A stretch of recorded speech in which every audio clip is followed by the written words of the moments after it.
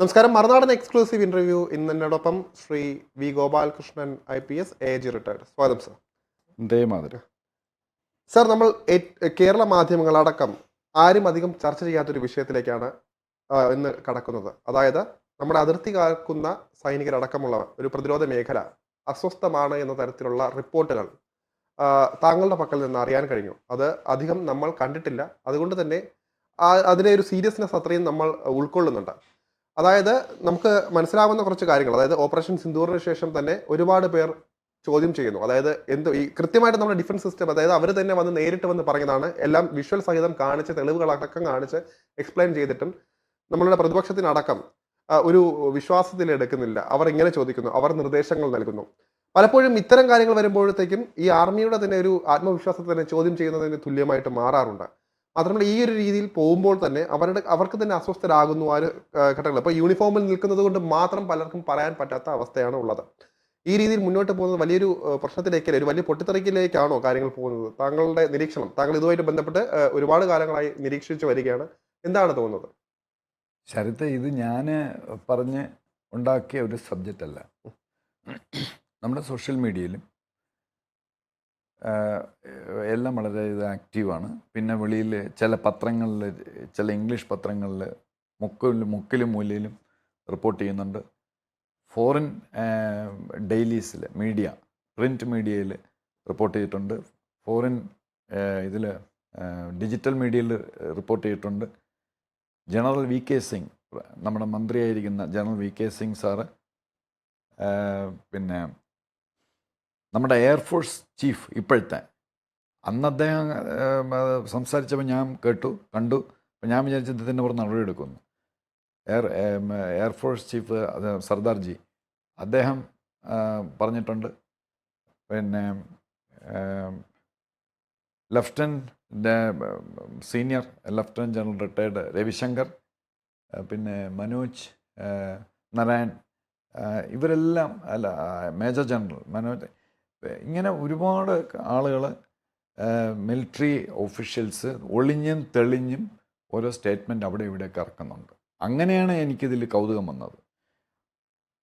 അല്ല, നമ്മുടെ മൊത്തം ആംഡ് ഫോഴ്സിന് പ്രശ്നമൊന്നുമില്ല, മൊറയിലൊന്നും പ്രശ്നമൊന്നുമില്ല. മൊറയിൽ അങ്ങ് ഹയസ്റ്റ് ആയതുകൊണ്ടാണല്ലോ നമുക്ക് സിന്ദൂറിൽ വിജയിക്കാൻ പറ്റിയത്. പക്ഷേ നമ്മുടെ ആംഡ് ഫോഴ്സിനൊരു ഡ്യൂ റെക്കഗ്നിഷൻ കൊടുക്കുന്നില്ല. അവരെ സ്നബ് ചെയ്യുന്നു ചില പ്രവൃത്തികൾ കാരണം. എപ്പോഴും നമ്മുടെ ലെഫ്റ്റനൻറ്റ് ജനറൽ അല്ലെങ്കിൽ ആർമി ചീഫ്, നേവി ചീഫ്, അല്ലെങ്കിൽ ബ്രിഗേഡിയർ, ഇങ്ങനെയുള്ള സീനിയർ ഓഫീസേഴ്സിനെ അവരെല്ലാം they are answerable to civil servants, IAS, IPS, IAS. ഇവരോട് ആൻസറബിൾ ആവും. ഏത് മിലിറ്ററിയുടെ കാര്യങ്ങളാണ്, അല്ലാതെ IASകാരുടെ IPSകാരുടെ വിഷയമല്ല. മിലിറ്ററിക്കകത്തുള്ള പല പ്രശ്നങ്ങൾ, പർച്ചേസ്, റിക്രൂട്ട്മെൻറ്റ്, പിന്നെ അങ്ങനെ പല പല സംഗതികൾ, വലിയൊരു മേഖലയാണല്ലോ. 15 ലക്ഷത്തോളം ഇതുണ്ടല്ലോ ലോകത്തിലെ. Second biggest army, navy fourth, എയർഫോഴ്സും ഫോർത്ത്, അങ്ങനെയൊക്കെ വലിയൊരു സ്ഥാപനമാണിത്. നമ്മുടെ രാജ്യരക്ഷ അവരുടെ കയ്യിലാണ്. നമ്മൾ ഈ കിടന്നിവിടെ അട്ടഹസിക്കുന്ന, അതായത് നമ്മുടെ IASകാരും എല്ലാവരും നല്ല വളരെ മര്യാദക്കാരായ IAS IPSകാരുണ്ട്. എങ്കിലും ഭൂരിപക്ഷം IASകാരും IPSകാരും ഇന്ത്യൻ ഓഡിറ്റ് ആൻഡ് അക്കൗണ്ട് സർവീസുകാരും ഇവരൊക്കെ കിടന്ന് അട്ടഹസിക്കുന്നത് ഇവരുടെ ചിലവിലാണ്. ഇന്ത്യൻ ആർമി, എയർഫോഴ്സ്, നേവി അവർ നേരാമണ്ണം ജോലി ചെയ്യുന്നതുകൊണ്ടാണ് ഇവർക്ക് അട്ടഹസിക്കാൻ പറ്റുന്നത്. അത് അവർ മറക്കുന്നു എപ്പോഴും. അപ്പോൾ പിന്നെ നമുക്ക് ആദ്യം ആരെ ഈ ലെഫ്റ്റനൻ്റ് ആരാ, അല്ലെങ്കിൽ സബ് ലെഫ്റ്റനൻ്റ്, അല്ലെങ്കിൽ ഫ്ലൈറ്റ് ലെഫ്റ്റനൻ്റ്, നമുക്ക് ആദ്യം അതിലേക്ക് പോകാം. ഇതൊക്കെ റിക്രൂട്ട് ചെയ്യാനൊരു ഏജൻസി ഉണ്ടല്ലോ. IASകാരനാണെങ്കിലും IPSകാരനാണെങ്കിലും അവരെങ്ങനെയാണ് ഇതിനകത്ത് കയറുന്നത്, സിസ്റ്റത്തിനകത്ത് കയറുന്നത്. ഒരു എക്സാമുണ്ട്. ഈ Indian SSB, service selection board, അല്ലെങ്കിൽ CDS, കമ്പൈൻഡ് ഡിഫൻസ് സർവീസ്, ഇതൊക്കെയാണ് ആർമിയിലോട്ട്, നമ്മുടെ ആംഡ് ഫോഴ്സിലേക്കുള്ള റിക്രൂട്ട്മെൻറ്റ്. നമുക്കത് നോക്കാം. ഞാൻ ആദ്യം എനിക്ക് അറിഞ്ഞുകൂടായിരുന്നു. 6 മാസം മുമ്പ് വരെ ഞാൻ ഈ പറയാൻ പോകുന്ന സംഗതി അറിഞ്ഞുകൂടാ.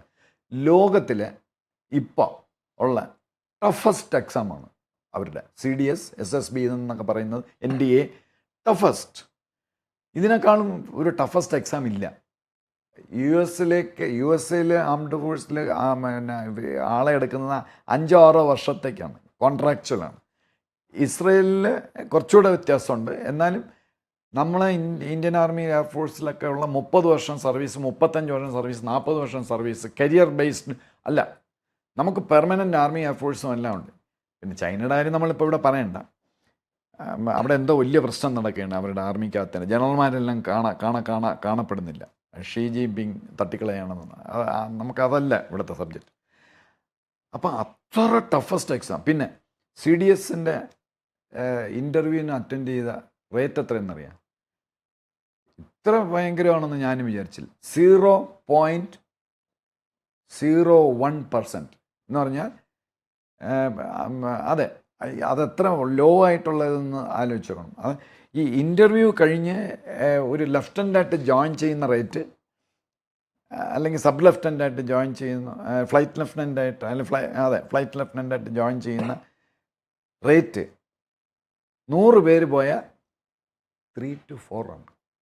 3 പേര് 4 പേരെ ക്വാളിഫൈ ചെയ്യുന്നുള്ളൂ, അവർക്ക് കമ്മീഷൻ കിട്ടുന്നുള്ളൂ.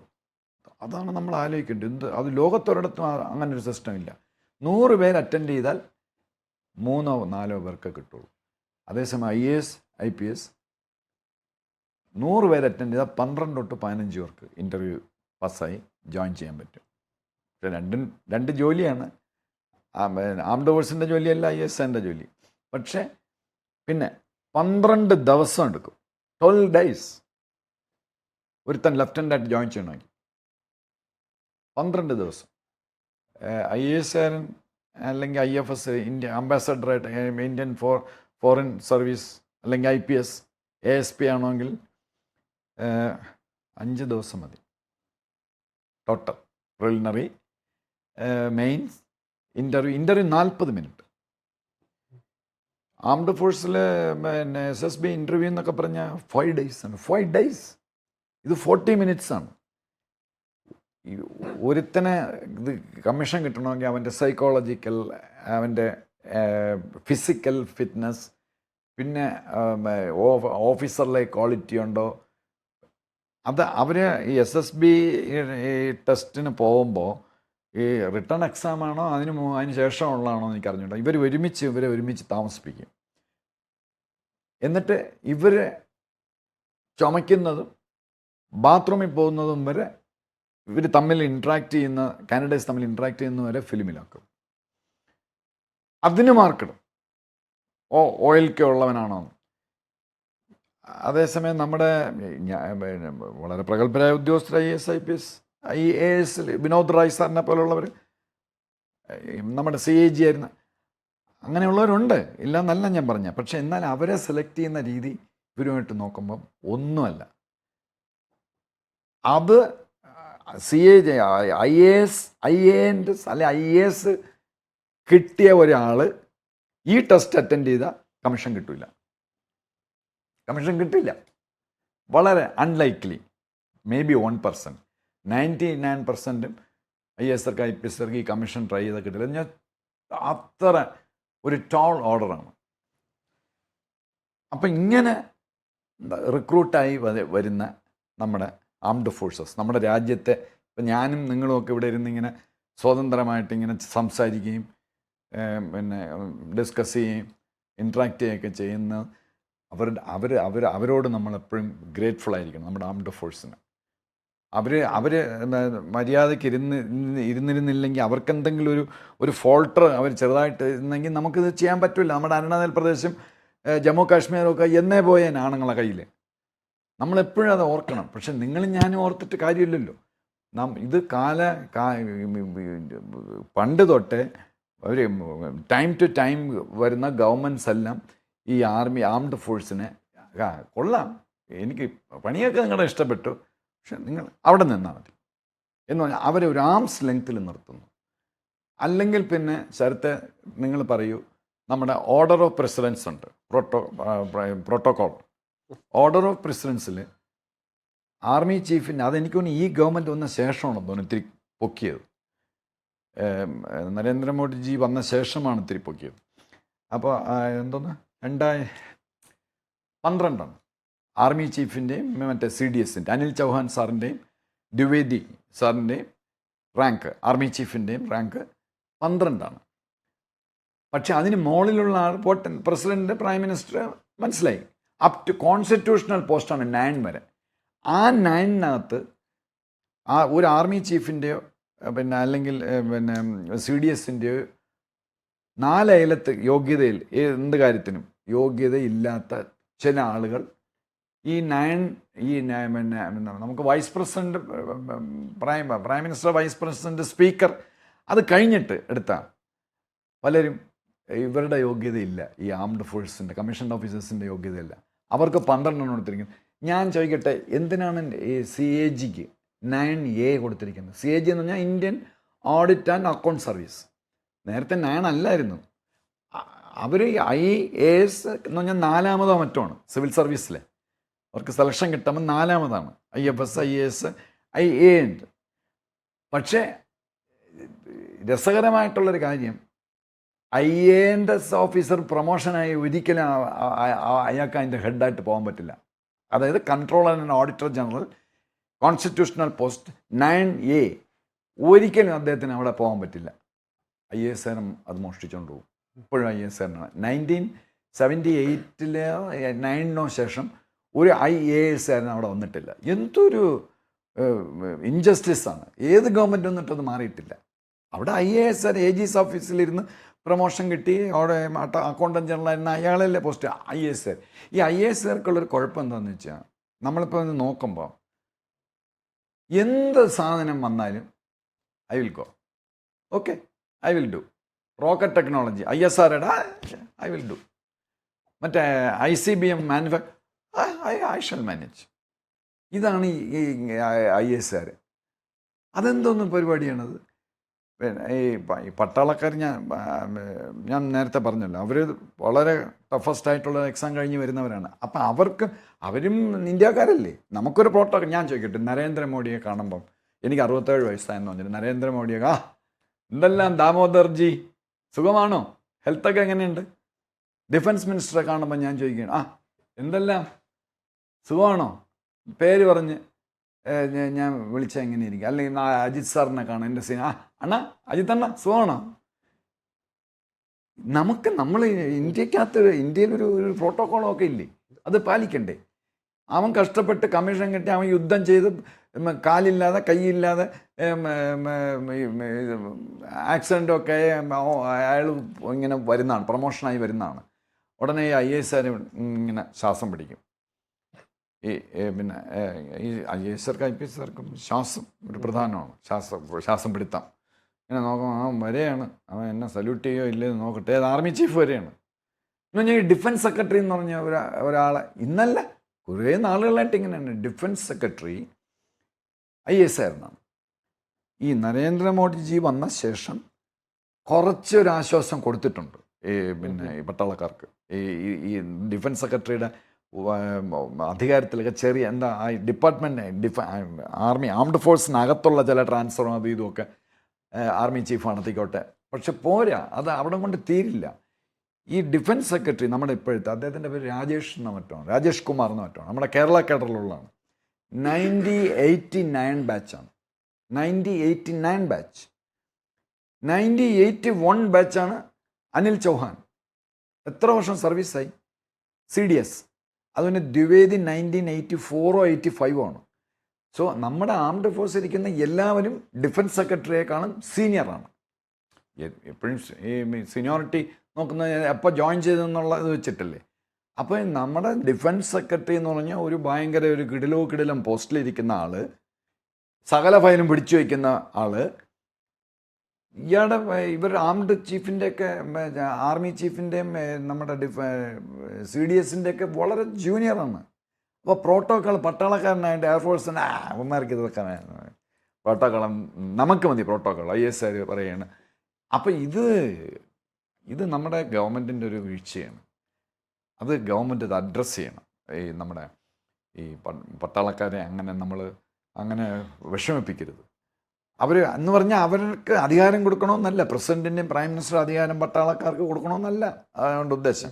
അവരെ ഒന്ന് കൺസിഡർ ചെയ്യണം. ഈ 5th A ആണോ 6th A ആണോ എന്തോ ഒരു ഡെപ്യൂട്ടി പ്രൈം മിനിസ്റ്റർ എന്ന് പറഞ്ഞൊരു പോസ്റ്റുണ്ട്. Deputy prime minister. നമുക്ക് ഡെപ്യൂട്ടി പ്രൈം മിനിസ്റ്റർ ഇല്ല. എന്തുകൊണ്ട് നമ്മുടെ CDSനെ അവിടെ പോസ്റ്റ് ചെയ്യുന്നില്ല? അനിൽ ചൗഹാൻ സാറിനെ പോസ്റ്റ് ചെയ്യുന്നില്ല. ആർമി ചീഫിനെ വേണ്ട. എന്നിട്ട് ആർമി ചീഫിനെ ഈ 12 നിന്ന് മാറ്റി ഇലക്ഷൻ കമ്മീഷണർ. ആരാ ഇലക്ഷൻ കമ്മീഷണർ? IAS. 99%. അയാളുടെ 7 ആണ്. 9. അതുപോലെ 7 ഓർഡർ ഓഫ് പ്രസിഡൻസിലും നമ്പർ 7ലും ആരോ ഉണ്ട്. ചീഫ് ഇലക്ഷൻ കമ്മീഷണർ, പിന്നെ audit controller CAG 9A, UPSC chairman okay. But after all what is IAS. Is an IAS മാൻ. അപ്പോൾ അത് ആർമി ചീഫിൻ്റെ മുകളിലാണ് എന്ന് പറഞ്ഞാൽ UPSC ചെയർമാൻ മറ്റേ റിപ്പബ്ലിക്കിൻ്റെ പരഡിന് പോയാൽ അല്ലെങ്കിൽ ഒരു ഒഫീഷ്യൽ പരഡിന് പോയാൽ UPSC ചെയർമാൻ ബാക്കിയിരിക്കണം. ഇദ്ദേഹം ആർമി ചീഫും CDSും ഇങ്ങനെ ബാക്കിലിരിക്കണം. അപ്പം അവരെ അവമാനിക്കുന്നില്ലേ? സ്നബിങ് എന്ന് പറയും. പിന്നെ ഇപ്പം ഈ ഡിസ്കഷൻ ഞങ്ങളെ ഇങ്ങനെ തഴയുന്നു എന്നൊക്കെ വരാൻ ഇങ്ങനെ പൊട്ടിത്തെറിയല്ല, ഒരു മർമറിങ് വരാൻ കാര്യം നമ്മുടെ ഓപ്പറേഷൻ സിന്ദൂറാണ്. ഈ ഓപ്പറേഷൻ സിന്ദൂറിന് ശേഷം ഞാൻ തന്നെ നമ്മളിവിടെ നേരത്തെ എപ്പിസോഡിൽ ഞാൻ ചർച്ച കൂടെ ചെയ്തപ്പോൾ പറഞ്ഞിരുന്നു ഇങ്ങനെ എന്തായി പറയണത്. വിക്രം മിശ്രി അദ്ദേഹം സീനിയർ സെക്രട്ടറിയാണ്. ഞാൻ മേജർ ജനറൽ റാങ്ക് അല്ലെങ്കിൽ IG റാങ്ക്. അദ്ദേഹം വന്ന് പറഞ്ഞത് എനിക്ക് സത്യം പറഞ്ഞാൽ മനസ്സിലായില്ല. എന്തെന്നാണ് പറഞ്ഞതെന്ന് ഒന്നും എനിക്ക് മനസ്സിലായില്ല. എന്നിട്ട് പാവപ്പെട്ട 2 സ്ത്രീകളെ അവിടെ പിടിച്ചിരുത്തിയിട്ടുണ്ട്. എയർഫോഴ്സിലും ഒരാൾ നേവി, ഒരാൾ എയർഫോഴ്സ്, അങ്ങനെ 2 പേരും അവിടെ ഉണ്ടായിരുന്നു. Lady officers military. അവരെ വെറുതെ അവിടെ ഇരുത്തിയിരിക്കുന്നതാണ്. അങ്ങനെയല്ല ചെയ്യേണ്ടിയിരുന്നത്. ഞാൻ അങ്ങനെ തന്നെ പറയും, അങ്ങനെയല്ല ചെയ്യേണ്ടിയിരുന്നത്. എൻ്റെ അടുത്ത് ചോദിക്കണം എന്നാൽ പിന്നെ നിങ്ങൾ എന്ത് ചെയ്യണം? ഒരു എയർ കമഡോർ റാങ്കിലുള്ള എന്ന് പറഞ്ഞാൽ നമ്മളിപ്പം നടത്തിയതിൽ കൂടുതലും ചെയ്തത് എയർഫോഴ്സാണ്. ആർമിക്ക് നേവിക്കും അങ്ങനെ അധികം വേണ്ടി വന്നില്ല. അപ്പോൾ ഒരു എയർ കമഡോർ റാങ്കിൽ minimum brigadier equivalent to brigadier ഒരു എയർ കമഡോർ വന്ന ആ ബ്രീഫിംഗ് നടത്തിയിരുന്നെങ്കിൽ എന്ത് നന്നായിരുന്നേനെ. അതിന് പകരം ഈ CDS മറ്റേ ഉക്രൈനിൽ ആ സമയത്ത് ഇത് കഴിഞ്ഞ് 1 മാസം മറ്റോ കഴിഞ്ഞ് ഉക്രൈനിലോ മറ്റോ ഒരു കോൺഫറൻസിന് പോയി അവിടെയും ബ്രീഫിംഗ് നടത്തി. പക്ഷെ അതും ഞാൻ അതും കേട്ടു, ആർക്കും മനസ്സിലായില്ല. അപ്പോൾ എനിക്ക് കാര്യം മനസ്സിലായി, അത് മിനിസ്ട്രി ഓഫ് ഡിഫൻസ് എന്നോ മറ്റോ എഴുതി കൊടുത്ത് അദ്ദേഹം അവിടെ പറയുകയാണ് ചെയ്തത്. അപ്പോൾ ഇവരുടെ എല്ലാം വിങ്സ് ക്ലിപ്പ് ചെയ്യുന്നു. അവർക്ക് ഒരു വെയിറ്റ് ഉണ്ട്. അവരാണ് ഈ രാഷ്ട്രീയക്കാരായിരുന്നാലും ഡിഫൻസ് മിനിസ്റ്റർ ആയാലും PM ആയിരുന്നാലും എന്തായാലും PMന് ബാലിസ്റ്റിക് മിസൈൽ എങ്ങനെ ഇടണമെന്ന് ഡിഫൻസ് മിനിസ്റ്റർക്ക് പിന്നെ ബ്രഹ്മോസ് അയക്കണോ അതോ അഗ്നി 3 അയക്കണോ ഇതൊക്കെ തീരുമാനിക്കുന്നത് അവരല്ല. അത് ആംഡ് ഫോഴ്സ് ഉദ്യോഗസ്ഥന്മാരാണ്. അതാണ് സാർ സ്വാഭാവികമായിട്ടൊരു ചോദ്യം. അപ്പോൾ എല്ലാവർക്കും ഉണ്ടാകുന്ന ഒരു സംശയമാണ്. അതായത് ഇപ്പോൾ ഒരു ക്രിട്ടിക്കൽ സിറ്റുവേഷൻ വന്ന് നിൽക്കുകയാണ്. അപ്പോൾ ഈ ഒരു സാറ് പറയുന്ന പോലെ തന്നെ ഓരോരുത്തരുടെ റാങ്കുകൾ അനുസരിച്ച് ലാസ്റ്റ് ഫൈനലായിട്ടൊരു അനുമതി കിട്ടണമെങ്കിൽ അത് വല്ലാത്ത കാലതാമസമുണ്ട്. അപ്പോൾ ഒരു പ്രോപ്പറായിട്ടൊരു ഫ്രീഡം അവർക്ക് കിട്ടുന്നുണ്ടോ ഇതിനകത്ത്? അത് മാത്രമല്ല മോദിജി അടക്കം ഇതിനകത്ത് പറയാം ഈ നമുക്ക് യുദ്ധവുമായിട്ട് മുന്നോട്ട് പോകാൻ തന്നെ ആയിരിക്കും ആർമി തീരുമാനിച്ചതെന്നാണ് എൻ്റെ ഒരു വിശ്വാസം. അതായത് എന്തായാലും ആ ഒരു പൂർണ്ണമായിട്ട് വന്ന പാകിസ്ഥാൻ കീഴടക്കിയാൽ മാത്രമേ ഒരു നമ്മൾ നേരത്തെ പറയുന്നത് 14 മണിക്കൂർ മുൻപ് വെച്ചാണ് POK നമുക്ക് നഷ്ടപ്പെട്ടതെന്ന് പറയുന്നുണ്ട്. അപ്പോഴാണ് ട്രംപിന്റെ പ്രഖ്യാപനം വരുന്നു. ഇതെല്ലാം തന്നെ നയതന്ത്രപരമാണ്. ട്രംപ് മോദി ചർച്ചകളെല്ലാം നയതന്ത്രപരമാണ്. പക്ഷേ അവിടെ ആർമിക്ക് അവരുടേതായ സ്വതന്ത്രമായിട്ട് തീരുമാനവും ഉണ്ടെന്നുണ്ട്. അപ്പോൾ ആ ഒരു പ്രശ്നങ്ങൾ അതെല്ലാം തന്നെ അതിൽ കാൽക്കുലേറ്റ് ചെയ്യുമ്പോൾ എല്ലാം കുഴങ്ങി വളയുന്ന ഒരു അവസ്ഥയിലേക്ക് വരുന്നില്ലേ സാർ? അതിനകത്ത് ശരിയാണ്. നമ്മൾ നേരത്തെ ഒരു എപ്പിസോഡ് ഇതിപ്പം ശരത്ത് ഇതേ ചോദ്യം അത് ചോദിച്ചിരുന്നു. പിന്നെ നിങ്ങളുടെ ജെന്യുവൻ ഡൗട്ടാണ് നമ്മുടെ ഇവിടെ എലൈറ്റ് ക്ലാസ്സിലുള്ള നമ്മുടെ ഇവിടെ ഇന്ത്യയിലുള്ള പലർക്കും അത്യാവശ്യം വായിക്കാനും ചിന്തിക്കാനും കഴിവുള്ളവരുടെ ഒരു ജെന്യുവൻ ഡൗട്ടാണ് നിങ്ങൾ പറഞ്ഞത്. പ്രത്യേകിച്ച് ആ 14 ദിവസം മുമ്പ് അല്ല 2 ആഴ്ചയ്ക്ക് മുമ്പ് POK പിടിക്കുന്നതിന് 2 ആഴ്ചയ്ക്ക് മുമ്പ് നിർത്തിയതൊക്കെ. ആ നിർത്തിയതിൽ ഞാനൊരു തെറ്റും പറയുന്നില്ല, നമ്മൾ സ്റ്റോപ്പ് ചെയ്തതിൽ. കാരണം അതൊരു പൊളിറ്റിക്കൽ ഡിസിഷനാണ്. കാര്യം എന്ന് പറഞ്ഞാൽ ഇപ്പോൾ ട്രംപാണ് അപ്പുറത്ത്. ട്രംപ് നിർത്തട എന്നൊന്നും പറഞ്ഞിട്ടില്ല. അത് പ്രൈം മിനിസ്റ്ററും ട്രംപും കൂടെ ചേർന്നെടുത്ത ഒരു തീരുമാനമാണ്. കാരണം അമേരിക്കക്കാർ കൊല്ലപ്പെട്ടു നൂർഖാൻ ബേസിൽ, അമേരിക്കൻ അസറ്റ്സ് പോയി. അപ്പോൾ അങ്ങനെയൊക്കെ വന്നപ്പോൾ ട്രംപ് വയലൻ്റ്, ഞാൻ ട്രംപിന് അവിടെ ആളുകളെ ഫേസ് ചെയ്യണ്ടേ. അപ്പോൾ പ്രൈം മിനിസ്റ്ററും ട്രംപും എടുത്തതാണ്. പക്ഷേ നമ്മുടെ പ്രൈം മിനിസ്റ്റർ, നമ്മുടെ ആർംഡ് ഫോഴ്സ് ചീഫ് സാറിൻ്റെ കാര്യം നോക്കിയാൽ അത് ഇത് ഞാൻ ജമ്മു കാശ്മീരോട് പിടിക്കട്ടെ എന്ന് ഉള്ള ഒരു സ്റ്റേജിലേക്ക് ഒരിക്കലും നമ്മുടെ ആംഡ് ഫോഴ്സ് വരാൻ പാടില്ല. അത് എപ്പോഴും ഒരു പൊളിറ്റിക്കൽ നേതൃത്വം പറഞ്ഞ കേൾക്കണം. പക്ഷേ ഈ വിക്രം മിശ്രയെ വിളിച്ചുകൊണ്ട് വരുന്നതിന് പകരം ഒരു എയർ കോമഡോറിനെ വിളിച്ച് നിർത്തി മൊത്തം ഒരു ബ്രീഫിംഗ് നടത്തിയിരുന്നെങ്കിൽ അവർക്കും ഒരു they feel very good about them, അവർക്കൊരു റെക്കഗ്നിഷനായി. അല്ലെങ്കിൽ നേവിയുടെ ഒരു ഓഫീസറും ഒരു എയർഫോഴ്സിൻ്റെ ഓഫീസറും അല്ലെങ്കിൽ ആർമിയിലെ തൊട്ട് മുകളിലുള്ള മേജർ ജനറൽ റാങ്കിലുള്ള ഒരാളെ കൊണ്ട് നിർത്തിയിരുന്നെങ്കിൽ ഈ പാവപ്പെട്ട 2 പെൺപിള്ളേരെ അവിടെ കൊണ്ടിരുത്തി ഈ നാടകം ആർക്കും മനസ്സിലാവാത്ത, നമ്മൾ ഭയങ്കര അട്ടർ ഫെയിലിയറായിരുന്നു ഈ വാർ ഇൻഫർമേഷൻ സ്ട്രാറ്റജി. ചൈനയും പാകിസ്ഥാനും അതിലും നമ്മളെക്കാളും വളരെ ബഹുദൂരം ഫ്രണ്ടിലാണ് ഈ വാർ ഇൻഫർമേഷൻ സ്ട്രാറ്റജി. ഇപ്പോഴും ഫോറിൻ രാജ്യങ്ങളിൽ, പല വിദേശ രാജ്യങ്ങളിലും പാകിസ്ഥാൻ ജയിച്ചെന്നാണ് പറയുന്നത്. നമ്മളെ ശശി തരൂർ സാറും ഇവരും ഒക്കെ അവിടെ പോയി. ഒരു ചെറിയ ഒരു എഫക്റ്റാണ് ഉണ്ടായിട്ടുള്ളത്. അത് കതിരിൽ വളം കൊണ്ടുവച്ചതുപോലെ ആയിപ്പോയി. ഈ ലാസ്റ്റ് സ്റ്റേജിൽ ഇവരൊക്കെ അവിടെ പോയിട്ട് കാര്യമില്ല, ഒന്നും ചെയ്തിട്ടില്ല. അവിടുത്തെ ടി വിയും അവിടുത്തെ സോഷ്യൽ മീഡിയയിലും ഒക്കെ ഇന്ത്യ ചെയ്ത കാര്യങ്ങൾ റിപ്പോർട്ട് ചെയ്യണമായിരുന്നു. അത് നമ്മൾ പരാജയപ്പെട്ടു പോയി. ഇപ്പോഴും അത് നേരെ മണ്ണ ചെയ്തിട്ടില്ല. ഇവരല്ലേ കഷ്ടപ്പെട്ട് ഇതൊക്കെ ചെയ്തത്, ഈ ആംഡ് ഫോഴ്സ്. അവരുടെ ആളുകളെ തന്നെ വിശ്വാസത്തിലെടുത്ത് നമ്മൾ എന്ത് ചെയ്യണം, എങ്ങനെ ചെയ്യണമെന്ന് ഈ വാർ ഇൻഫർമേഷൻ സ്ട്രാറ്റജി അവരെ കൊണ്ട് തന്നെ പറയിപ്പിച്ച്, അല്ലെങ്കിൽ ഈ സംഭവം 10-ാം തീയതി മറ്റല്ലോ വെടി നിർത്തിയത്. 12-ാം തീയതി എന്തുകൊണ്ടൊരു എയർ കമാൻഡറോ മേജർ ജനറലോ വന്നിട്ട് ഞങ്ങൾ ഇങ്ങനെയൊക്കെ ചെയ്തു എന്ന് പറഞ്ഞാൽ എന്താണ് കുഴപ്പം? പാകിസ്ഥാൻ നമ്മളെ ശവിക്കുമോ? അതോ ട്രംപ് ബോംബിടുമോ?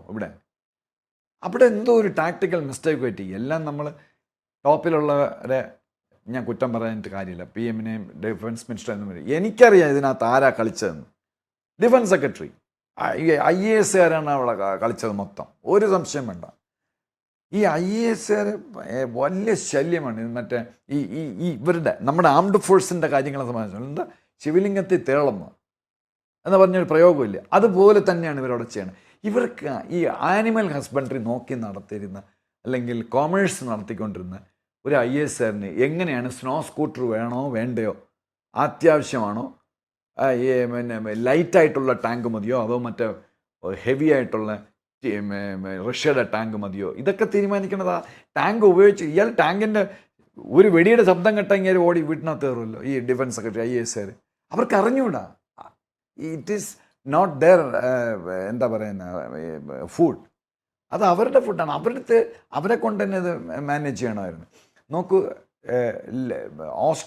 ലോയിഡ് ഓസ്റ്റിൻ കേട്ടിട്ടുണ്ടല്ലോ, നമ്മുടെ USA-യുടെ ഡിഫൻസ് സെക്രട്ടറി. നല്ല കാര്യങ്ങൾ ഏത് രാജ്യത്തുണ്ടെങ്കിലും നമുക്ക് പഠിക്കാമല്ലോ. അതുപോലെ തന്നെ റഷ്യയുടെയും ഇവരുടെ എല്ലാം ഡിഫൻസ് സെക്രട്ടറി നല്ല കിടുക്കൻ പട്ടാളക്കാരായിരിക്കും. കിടുക്കൻ മിലിറ്ററിയിൽ തഴക്കവും പഴക്കവും വന്നവരെ അവർ പോസ്റ്റ് ചെയ്യുള്ളൂ. അപ്പോൾ ട്രംപ് പിന്നെ ജോയിൻറ്റ് ചീഫ് ഓഫ് ഇത് പിന്നെ ഡിഫൻസ് സെക്രട്ടറി പട്ടാളക്കാരനാണ്. അവിടെ IAS ഇല്ല, സിവിലിയൻ ഇല്ല. അഥവാ സിവിലിയൻ ഉള്ള ചില സ്ഥലത്ത്, പിന്നെ എനിക്കൊന്ന് ഇസ്രായേലില്ല, ഫ്രാൻസിലാണ് തോന്നുന്നു, സിവിലിയൻ ഡിഫൻസ് മിനിസ്റ്റർ ഉണ്ട്. പക്ഷേ തൊട്ട് താഴെ ഒരു ടോപ്പ് മിലിറ്ററി ജനറൽ കാണും. ഇനി കാര്യം എന്ന് പറഞ്ഞപ്പോൾ PM-നായിരുന്നാലും ഡിഫൻസ് മിനിസ്റ്റർ രാജ്നാഥ് സിംഗ് സാറിന് ആയിരുന്നാലും ഈ ഇതിൻ്റെ ആപ്ലിക്കേഷൻ അല്ല ഓർമ്മയുണ്ടായിരിക്കും. മനീഷ് ഷാജി ഇന്ദിരാജി എടുത്ത് പറഞ്ഞു ഇപ്പോൾ പറ്റില്ല എന്ന് പറഞ്ഞു, ഈ ഡിസംബറിലേ പറ്റുള്ളൂ. പിന്നെ അവർ തമ്മിൽ എന്തൊക്കെ പ്രശ്നങ്ങളുണ്ടായി. മനീഷ് ഷാജിയെ നേരാമണ്ണം ആദരിച്ചില്ലായിരുന്നു. അദ്ദേഹത്തിൻ്റെ പെൻഷൻ പോലും പിടിച്ചു വെച്ചതാണ് ഇന്ദിരാജി. അതൊക്കെയാണ് നമ്മുടെ ഈ കുഴപ്പങ്ങൾ. അദ്ദേഹമാണ് ഈ നമുക്ക് വിക്ടറി കൊണ്ടുവന്നത്. അദ്ദേഹം പറഞ്ഞ പോലെ ചെയ്തുകൊണ്ടാണ് നമ്മൾ രക്ഷപ്പെട്ടത്. അതുപോലെ തന്നെ ഉദാഹരണമായിട്ട് ജോർജ് ഫെർണാണ്ടസ്, നമ്മുടെ ഡിഫൻസ് മിനിസ്റ്റർ. ഞാൻ പണ്ടൊരു ബ്ലോഗ് എഴുതിയിരുന്നു 3-4 വർഷം മുമ്പ്. ഞാൻ അപ്പോൾ എഴുതിയിരുന്നു സിദ്ധനാണ് അദ്ദേഹം. സിദ്ധനായിരുന്നു, അത്ര സോ ഓണസ്റ്റ്. ഞാൻ പറയും എന്നെക്കാളും ഓണസ്റ്റും അപ്രൈറ്റ് ആയിട്ടുള്ള ഒരു മനുഷ്യനായിരുന്നു ജോർജ് ഫെർണാണ്ടസ് സാർ. അദ്ദേഹം ഡിഫൻസ് മിനിസ്റ്ററായിട്ട് വരുമ്പോൾ ഒരു പെൻഡിങ് ആയിരിക്കണം ചൈനക്കാരെ നേരിടാൻ.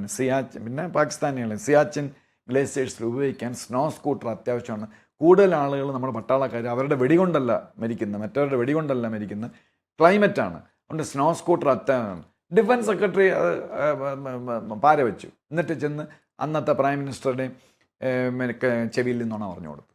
അതങ്ങനെയല്ല, അത് മറ്റേ നമ്മൾ ബുള്ളറ്റ് ഓടിച്ചാൽ എന്താ കുഴപ്പം എന്ന് പറഞ്ഞെന്ന് അന്നല്ല. അങ്ങനെയൊക്കെയുള്ള കാര്യങ്ങൾ. സ്നോ സ്കൂട്ടർ എന്താണെന്ന് പട്ടാളക്കാർക്കല്ല അറിയാം. അവർ ചുമ്മാ രസിക്കാൻ ചോദിക്കുമോ? സ്നോ സ്കൂട്ടർ ഓടിക്കാൻ ചത്താൻ അവിടെ സിയാച്ചിൻ ഗ്ലേസിയേഴ്സിൽ നമ്മുടെ രാജ്യത്തെ രക്ഷിക്കാനല്ലേ ചോദിച്ചു. അവസാനം എന്താ ചെയ്ത് ജോർജ് ഫെർണാണ്ടസ് സാർ. അപ്പോൾ ജോർജ് ഫെർണാണ്ടസ് സാർ നോക്കിയപ്പോൾ IAS-കാരും മറ്റേ IAS-കാരും CAG എല്ലാം പറയുകയാണ് സ്നോ സ്കൂട്ടർ ഒന്നും വേണ്ട, മറ്റേ ചുമ്മാ പറയുന്നത് വെള്ളം അടിച്ചുകൊണ്ട് മറ്റേ അതുവഴി നടക്കും.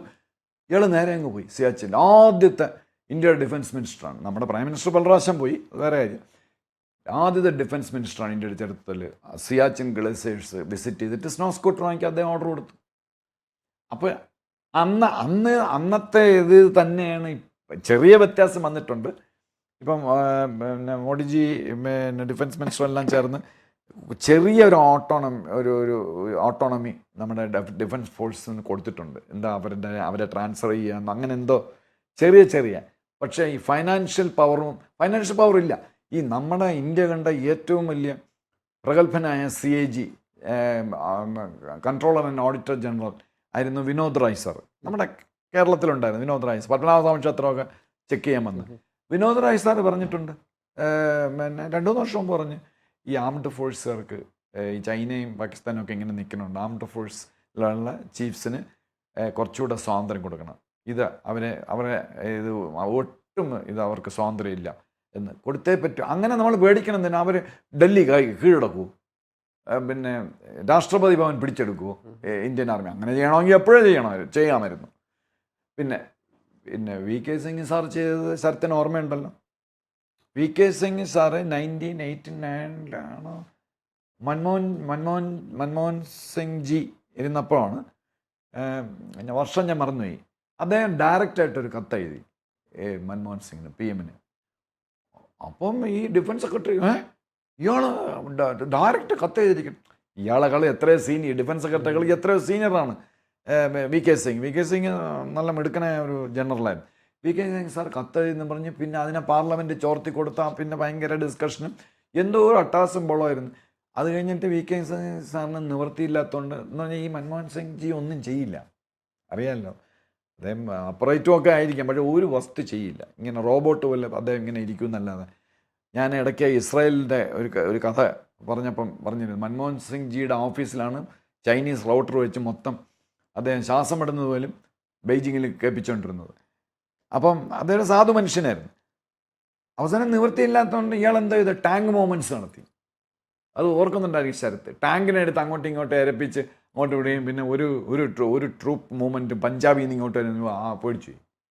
ഇവിടെയുള്ള സിവിൽ നേതൃത്വം, അന്നത്തെ പൊളിറ്റിക്കൽ നേതൃത്വം പേടിച്ചു. എന്നിട്ട് നമ്മുടെ പോലീസ് ജീപ്പൊക്കെ കൊണ്ട് ഹൈവേയിലെ കുറുകെ ഇട്ട് തടയാൻ വരണമെന്ന് തീരുമാനിച്ചാൽ ജീപ്പിൻ്റെ മുകളിൽ കൂടെ വരും, അത് വേറെ കാര്യം. അപ്പോൾ ഇങ്ങനെയൊന്ന് കെടുക്കാൻ വേണ്ടി ചെയ്തതാണ്. അതൊക്കെ അന്നേ ഇവരെ ഈ നമ്മുടെ ആംഡ് ഫോഴ്സിലെ ആളുകളെ അപമാനിക്കുന്നത് കുറച്ച് വളരെ കൂടുതലാണ്. ഈ ദേ ആർ സിവിലിയൻസ്. നമ്മൾ പോലീസ് IPS അല്ല IAS അല്ല, they are all civilians. We are not military personnel. Military പേഴ്സണലിൻ്റെ ജോലി എന്ന് പറഞ്ഞാൽ അത് വേറെയാണ്. അവരുടെ ജോലി നമുക്ക് ചെയ്യാൻ ഒക്കില്ല. ഞാനിനി എത്ര പ്രഗത്ഭനായിരുന്നാലും എന്നെക്കൊണ്ട് സിയാച്ചിൻ അവിടെ അല്ലെങ്കിൽ ജമ്മു കാശ്മീരിൻ്റെ അവിടെ നിർത്തിയിട്ട് ഇത് നോയിക്കണം, പാകിസ്ഥാൻ നുഴഞ്ഞു കയറും, എന്നെക്കൊണ്ട് ചെയ്യാൻ പറ്റില്ല, എനിക്കറിഞ്ഞൂടാ. അത് അവിടുത്തെ പട്ടാളക്കാരും പിന്നെ ആർമി ഓഫീസേഴ്സും എല്ലാം ചെയ്തേ പറ്റൂ. പിന്നെ നമ്മുടെ ഈ ആംഡ് ഫോഴ്സിലെ ഓഫീസേഴ്സിൻ്റെ വേറൊരു ബ്യൂട്ടി എന്താണെന്നറിയാം.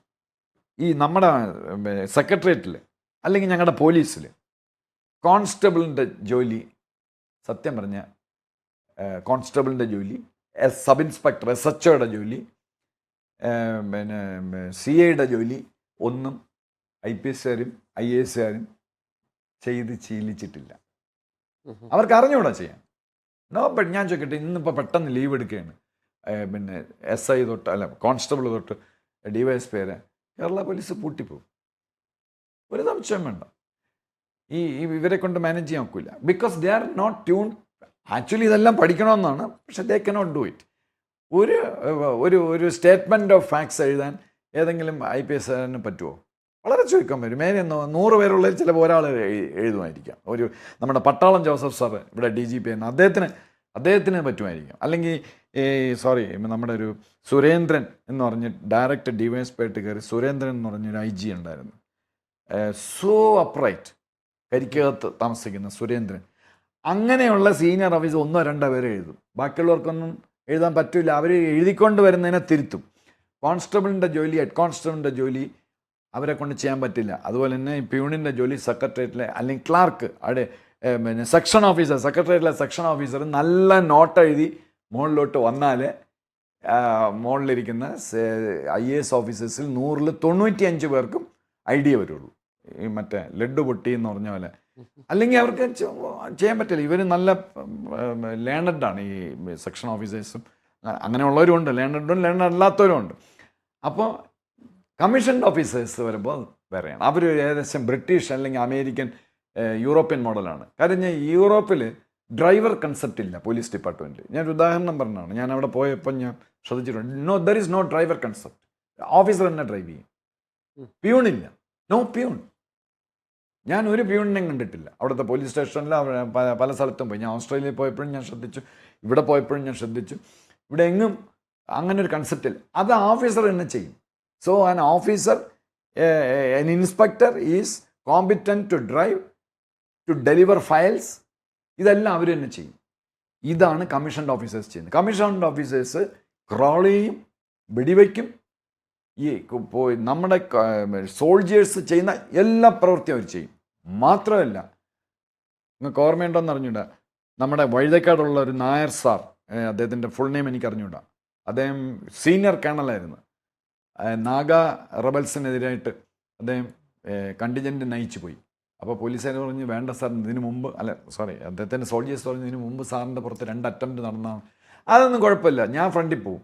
His body was riddled with bullets. തട്ടിക്കളം. അദ്ദേഹം വേണമെങ്കിൽ അദ്ദേഹത്തിന് പതുങ്ങായിരുന്നു, ചെയ്യില്ല, ഫ്രണ്ടിൽ നിൽക്കും അവർ. അദ്ദേഹം മരണപ്പെട്ട് ഇവിടെ വഴിക്കാട്ട് വന്നു അദ്ദേഹത്തിൻ്റെ ഡെഡ് ബോഡി കാണാൻ അന്നത്തെ ചീഫ് മിനിസ്റ്റർ വിസമ്മതിച്ചു. ഞാൻ പറഞ്ഞിട്ട് ഈ ബ്യൂറോക്രാറ്റ്സ്, പൊളിറ്റീഷ്യൻസും നമ്മുടെ ആംഡ് ഫോഴ്സുകാരെ അപമാനിക്കുന്നതിൻ്റെ ഒരു ബെസ്റ്റ് ഉദാഹരണമാണ്. പോയില്ല. ഞാൻ ഇങ്ങനെ നോക്കിയിരുന്നു, അദ്ദേഹം പോകുമായിരിക്കും അവസാനം. സെക്രട്ടറിയിൽ നിന്ന് എത്ര ദൂരമുണ്ട് സീമിൻ്റെ ഓഫീസിൽ നിന്ന് വഴുതക്കാട്ടേക്ക്? അദ്ദേഹത്തിൻ്റെ ബോഡി ഇവിടെ കൊണ്ടുവന്നിട്ട് പോയില്ല. അപ്പം അത് ഇങ്ങനെയൊക്കെ ഒരുപാട് സംഭവങ്ങളുണ്ട്. അതേസമയം ഈ ഞാനിപ്പോൾ പറഞ്ഞ പോലെ ലോയിഡ് ഓസ്റ്റിൻ ആണ് അവിടുത്തെ ഡിഫൻസ് സെക്രട്ടറി USA. റഷ്യയിലും അങ്ങനെ തന്നെ. ഈ റഷ്യയിലും USA, ലോകത്തിലെ ടോപ്പ് മിലിറ്ററീസ് അവർ രണ്ടുമാണല്ലോ.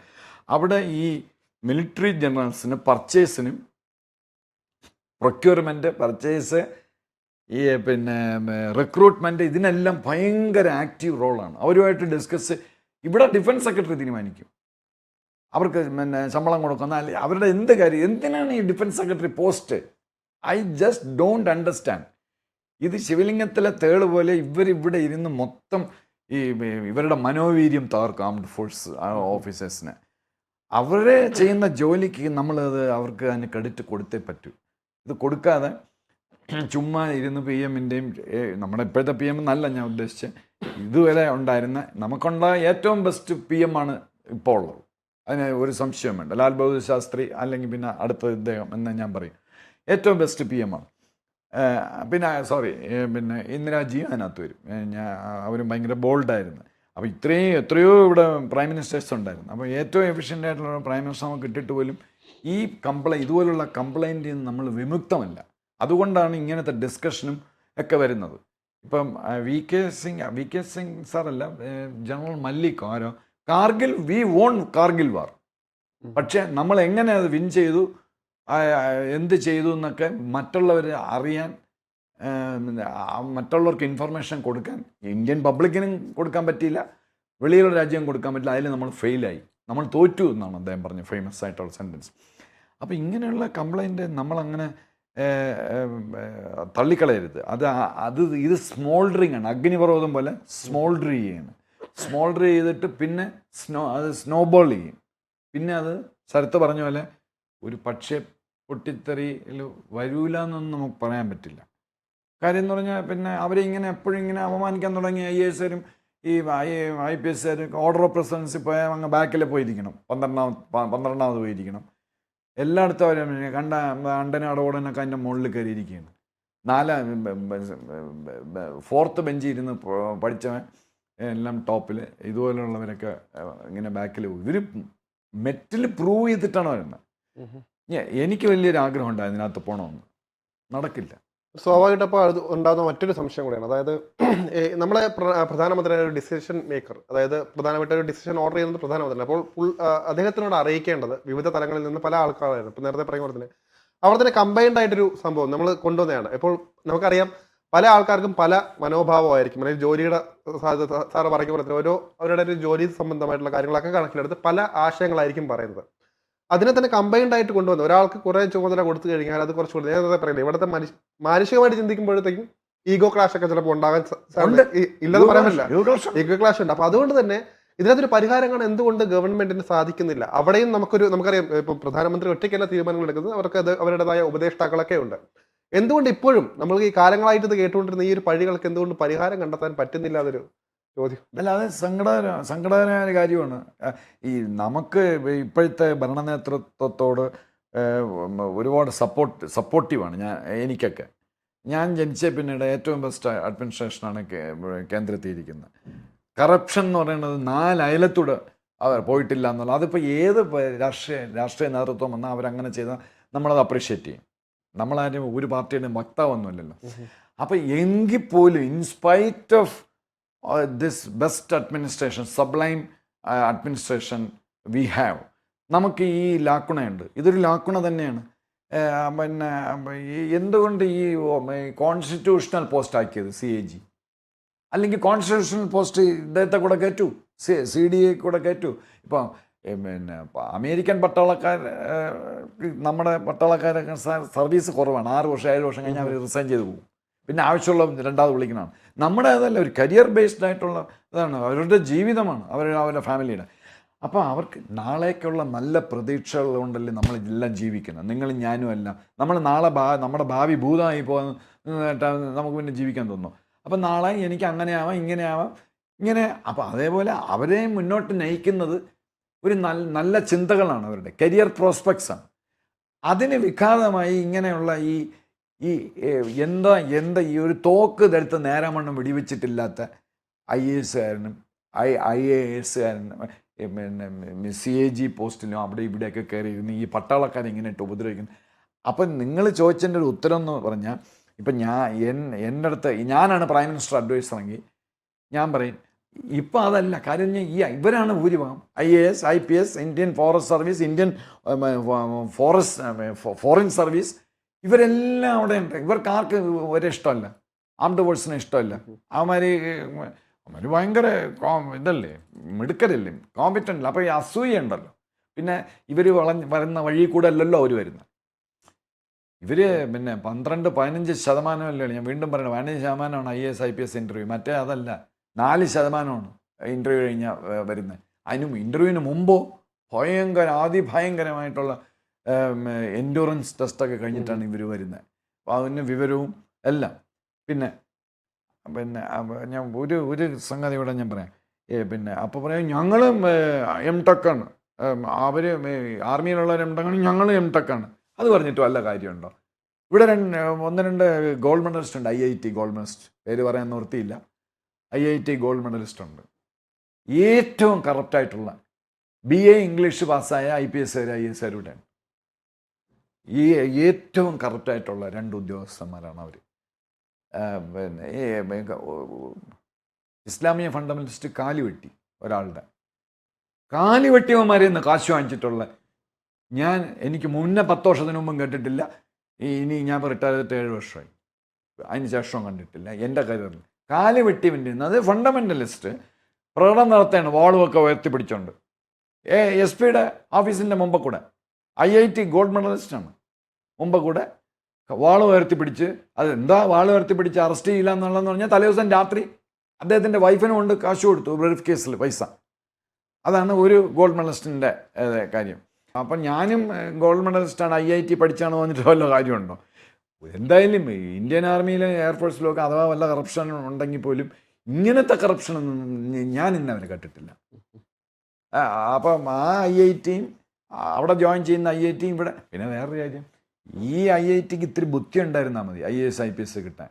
മറ്റത് ബുദ്ധി മാത്രം പോരാ, മറ്റിടത്ത് കിട്ടണമെന്നുണ്ടെങ്കിൽ എന്തെല്ലാം കാര്യങ്ങൾ പാസ്സാവണം, മിടുക്കലാവണം.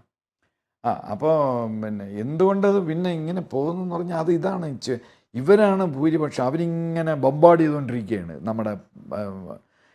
അവർക്കൊക്കെ ഒരുപാട് പ്രശ്നങ്ങളില്ലേ, ഡിഫൻസ് മിനിസ്റ്റർ മറ്റേ PM എന്നൊക്കെ പറയുമ്പോൾ പല പല പ്രശ്നങ്ങളുള്ളപ്പോൾ ഇങ്ങനെ ബൊമ്പാർഡ് ചെയ്തുകൊണ്ടിരുന്ന കീപ്പ് ഓൺ ബൊമ്പാർഡിങ് എന്ന് പറയുമ്പോൾ അത് ശരിയല്ല. അത് അവർക്ക് നല്ല വിവരമുള്ളവരാണ് ഇങ്ങനെ ഒരു സംഗതി ഉണ്ടാവാതിരിക്കാൻ. സ്നോബോൾ ചെയ്യാൻ പാടില്ല, സ്മോൾഡർ ചെയ്യാൻ പാടില്ല.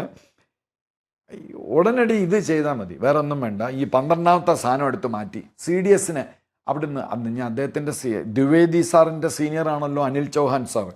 അനിൽ ചൗഹാൻ സാർ റിട്ടയർ ചെയ്താലും സാരമില്ല. റിട്ടയർ ചെയ്ത എത്രയോ പേര് എവിടെയെല്ലാം നമ്മൾ പോസ്റ്റ് ചെയ്യുന്നു. റിട്ടയർ ചെയ്യുമെന്നും പറഞ്ഞ് പ്രോട്ടോക്കോൾ തെറ്റിക്കുകയൊന്നുമില്ല. ഇപ്പോൾ ലോകായുക്തയിലും അവിടെ ഇവിടെയൊക്കെ ഒരുപാട് പേരുണ്ടല്ലോ. എൻ്റെ അഭിപ്രായത്തിൽ എൻ്റെ അടുത്ത് ചോദിച്ചാൽ ഞാൻ പറയും 6A മറ്റോ ആണ് chief justice of supreme court. CDSന് അതിൻ്റെ കൂട്ടത്തിൽ അങ്ങ് പോസ്റ്റ് ചെയ്യണം. എന്താ കുഴപ്പം? അവർ ജുഡീഷ്യറി നോക്കുന്നു, ജുഡീഷ്യറിയുടെ ലാസ്റ്റ് വേർഡാണ്.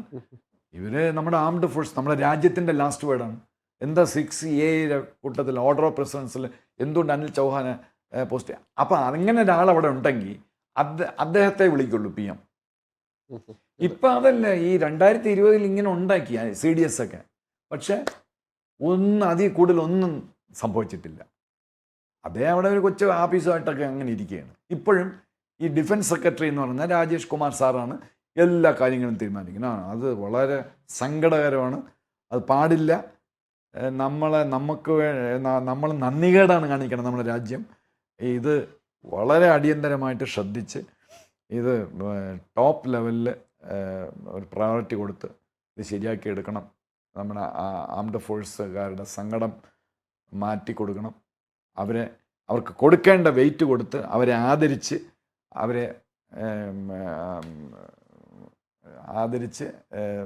ആദരിക്കുന്ന നടപടികൾ എടുക്കണമെന്നാണ് അധികാരികളോട് എനിക്ക് വിനീതമായ. അവസാനമായിട്ട് ഒരു ചോദ്യം കൂടെ, അതായത് ഈ പ്രോട്ടോകോളൊക്കെ ഇനി മാറ്റി ഒരു പുനഃക്രമീകരണം നടത്തുന്നത് തന്നെ ഒരു വലിയ പാടുള്ള ഒരു കാര്യം കൂടിയാണ്. അതൊക്കെ ഇനി അത് പോസിബിൾ ആണോ എന്ന് തോന്നുന്നുണ്ടോ? പിന്നെ പ്രോട്ടോകോൾ മാറ്റാൻ ഒന്നുമില്ല. അവിടെ പിന്നെ പാർലമെന്റിലും ചർച്ചകൾ ഒരുപാട് വേണമല്ലോ. ഇല്ല, ഒരു ചർച്ചയും വേണ്ട. ഇത് പ്രൈം മിനിസ്റ്റർ ഇതുപോലുള്ള ആംഡ് ഫോഴ്സിന് പിന്നെ ഇത് മോളിലോട്ട് കയറ്റി 7th കൊടുത്തു, 6 കൊടുത്തു എന്നൊന്നും എന്ത് ചർച്ച സുപ്രീം കോടതി പറയുമോ? ബഹുമാനപ്പെട്ട സുപ്രീം കോടതി സ്വാഭാവികമായിട്ടും അതിന് നേരത്തെ ഉണ്ടായിരുന്ന ആൾ താഴോട്ട് പോകുമ്പോൾ താഴോട്ട് പോയില്ലല്ലോ, ആഡ് ചെയ്യണതേ ഉള്ളൂ, മറ്റൊരാൾ താഴെ ആകും, അദ്ദേഹത്തിന്റെ കൂടെയാണ്. പക്ഷേ UPSC ചെയർമാനും ഇലക്ഷൻ കമ്മീഷണറും താഴെയാണ്. പിന്നെ ഇയാൾ CAG IAS is IAS constitutional post ഇരിക്കുകയാണ്. ഇവന്മാർ പറയും 12ാമത്തവനെ പിടിച്ച് 6ലാക്കി. ബുദ്ധിമുട്ട് ആണ് ഞങ്ങളാക്കിയത് തന്നെ എന്ന് പ്രൈം മിനിസ്റ്റർ അല്ലെങ്കിൽ നമ്മുടെ ഗവൺമെൻറ് പറഞ്ഞാൽ അത്ര തന്നെ. അതിന് പ്രതിപക്ഷവും എനിക്ക് തോന്നുന്നില്ല എതിർക്കുമെന്ന്. അത് കൊടുക്കേണ്ടതല്ലേ, ലേറ്റായിപ്പോയി. അറ്റ്ലീസ്റ്റ് അതെങ്കിലും ചെയ്യുക. പിന്നെ ഇതുപോലുള്ള ഇപ്പം കാവേരി എൻജിൻ എത്ര നാളായി, എത്ര വർഷമായി കാവേരി എൻജിൻ? തേജസ് എത്ര വർഷമായി? DRDOയുടെ കയ്യിലാണ്. DRDO is not reporting before അവർ armed air force chief or army chief. അവർ വേറെ സിവിലിയൻ ഡിഫൻസ് സെക്രട്ടറി ആയിട്ടാണ്. ഈ DRDO ഉണ്ടാക്കുന്ന സാധനം ഉപയോഗിക്കുന്നത് ആര്? ഡിഫൻസ് സെക്രട്ടറി ആണോ? രാജേഷ് കുമാർ സാറാണോ ഉപയോഗിക്കുന്നത്? ഉപയോഗിക്കുന്നവരല്ലേ. അപ്പോൾ എൻ്റെ അഭിപ്രായത്തില്ല, DRDO ഇവരുടെ കീഴിലാക്കണം. ആർമിയുടെ എയർഫോഴ്സിൻ്റെ കീഴിൽ DRDO ആക്കിയാൽ എന്താ കുഴപ്പം? നമ്മുടെ രാജ്യം എടുത്ത് മൊത്തം DRDO എടുത്ത് അങ്ങോട്ട് വെളി കൊടുക്കുമോ രഹസ്യങ്ങൾ? ഒരിക്കലും ഇല്ല. നമ്മുടെ രാഷ്ട്രത്തെ രക്ഷിക്കാൻ നമുക്ക് വേണം, ആംഡ് ഫോഴ്സ് വേണം. പക്ഷെ അവരെ കൺസിഡർ ചെയ്യാൻ നമ്മൾ തയ്യാറല്ല. ഡ്യൂ വെയിറ്റ് കൊടുത്ത് അവർ കൺസിഡർ ചെയ്യാൻ തയ്യാറല്ല. അവരെന്താ ഒരു ചിറ്റപ്പൻ്റെ സ്റ്റെപ്പ് മദർ ചിൽഡ്രൻ ആണോ അവർ? അല്ല. എന്തായാലും പ്രതീക്ഷിക്കാം സാർ, എന്തായാലും ചരിത്രപരമായ മാറ്റങ്ങൾ ഉണ്ടാകട്ടെ, ഇതിനൊരു ശാശ്വതമായ പരിഹാരം ഉണ്ടാകും നമുക്ക് പ്രതീക്ഷിക്കാം സാർ. വന്ദേ മാതരം.